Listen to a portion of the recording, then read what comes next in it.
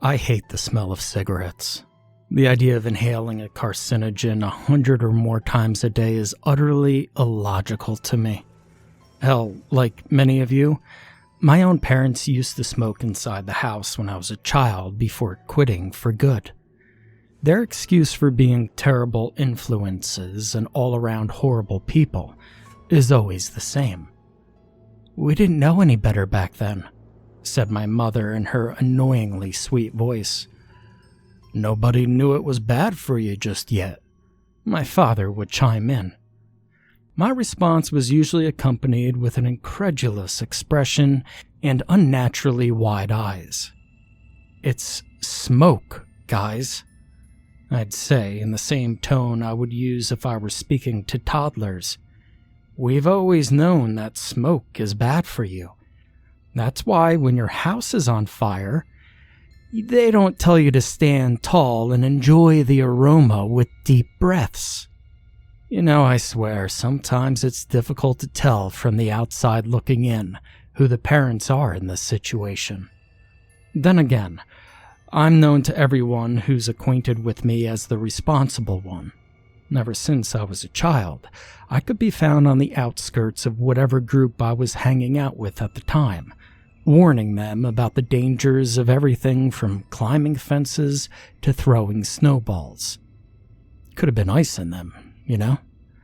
Needless to say, I don't get invited out much, and when I do, it's from my one and only friend to speak of. Jeffrey, or as I have perhaps not so affectionately nicknamed him, Mooch. You see, Mooch is this kind of guy who's always a minute late and $1 short. $1 he has absolutely no shame or reservation to ask you or anyone else for. You know, just until enter day that'll never come here. I'll never forget the embarrassment I felt when we were standing in line at the movies, when Mooch loudly proclaimed that he had forgotten his wallet, or just how much a young 23-year-old like myself can long for the sweet, merciful release of death, as he petitioned the other moviegoers for donations. These are the situations that Mooch puts me in. All of this flashed in the back of my mind as I sat across from his long, gray-haired, chain-smoking grandfather. The man smelled as though he hadn't bathed since the Nixon administration, and decided that the dirty, torn, and stained, peace-symboled, cut-sleeved t-shirt he picked up at Woodstock's Summer of Love as a teenager would be the only shirt he would ever require for the next 49 years. The filth in the t-shirt weren't the only residual effects the 60s had on this man. It's not that I didn't think the acid he dropped back during the sexual revolution didn't have the desired effect of taking him to different interdimensional planes. No, on the contrary. I don't think he ever quite came back, because I hardly understood a word that he said. He just smiled and nodded, revealing his awful brown teeth. What was left of them, anyway. I don't know. I couldn't stare at them for too long without getting queasy. He lit cigarette after cigarette as I went through the checklist Mooch texted me earlier. Now let me give you some context. I was there because Mooch, to put it bluntly, is a screw-up. For the 8 months that I've known the guy, he's been fired from a staggering 11 jobs. His parents, fed up with giving their 28-year-old son money in exchange for nothing but disappointment, have tasked him with the responsibility of caring for his grandfather a few times a week, making sure the house was clean, taking inventory of food, and confirming that he's actually taking his medication correctly. Now, you might be wondering, why was I there instead of him? Now, allow me to take this opportunity to reiterate that his nickname is Mooch, and that he is a Major League Hall of Fame screw-up. And I hate my life. He was going out of town for a few days, and lest his parents cut him off from his allowance, he needed to find a responsible replacement for his position as a geriatric caregiver. Did I mention that I have a reputation for responsibility here? So, there I was, begrudgingly sat in front of the 1960s throwback to the dirty hippie and his vicious and incessantly yappy shih tzu. The damn beast sentenced me to death from the ankles down the moment the old man let me in the front door. Little Mud don't like nobody, man, chuckled Mooch's grandfather in the kind of voice that only a person with a 3-pack-a-day habit since childhood could possess. He don't try to bite me every time he sees me, too. He laughs in that irritating, wet way, as if he desperately needed to clear his throat. It's fine, I said, trying to dislodge the hem of my jeans from the little bastard's jaws.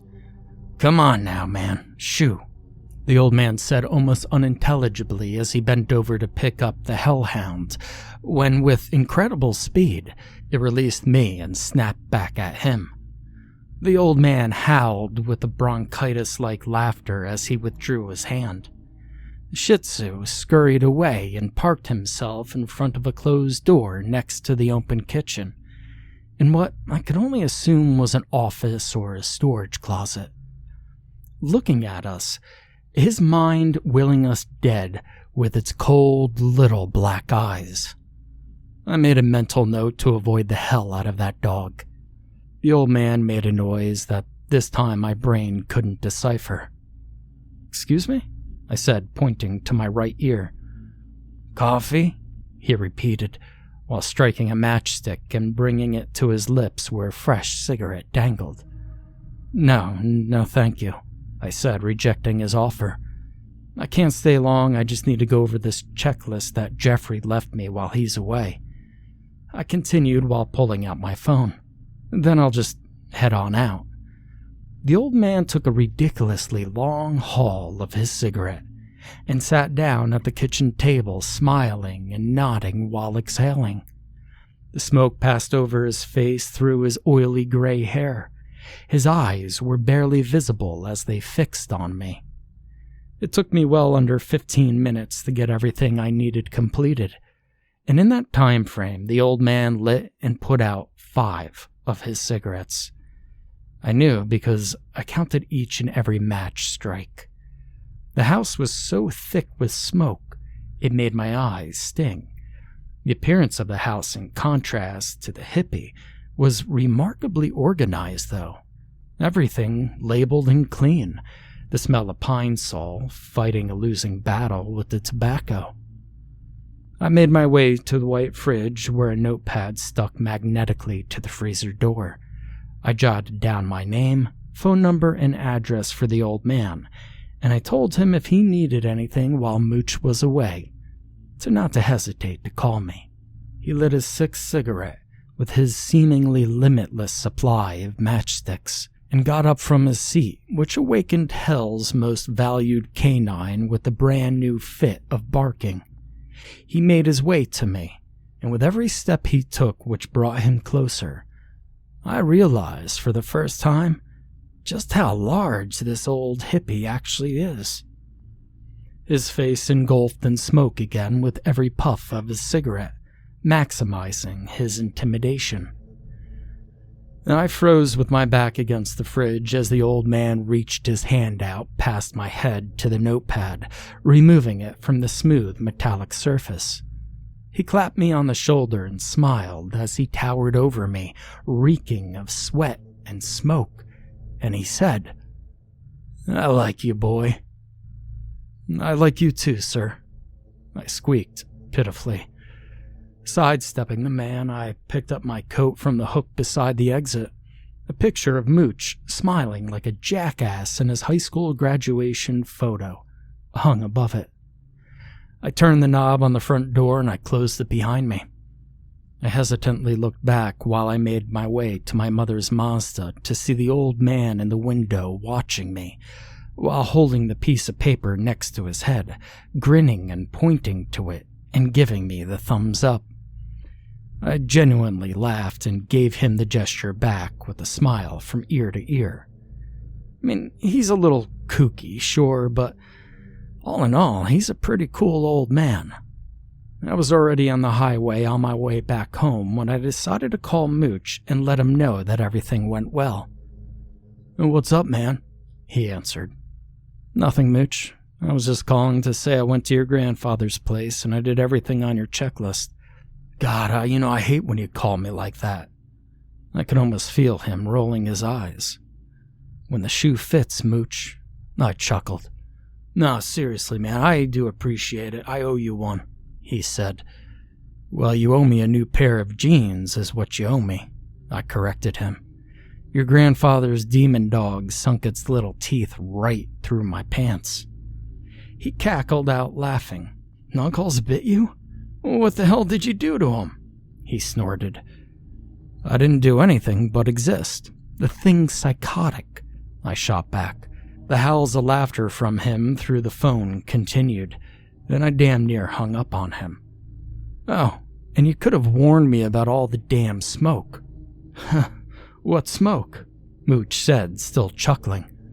"Don't play stupid, man. You know how I feel about cigarettes." "The hell are you talking about?" Mooch said with no trace of sarcasm in his voice. "Your grandfather, you idiot.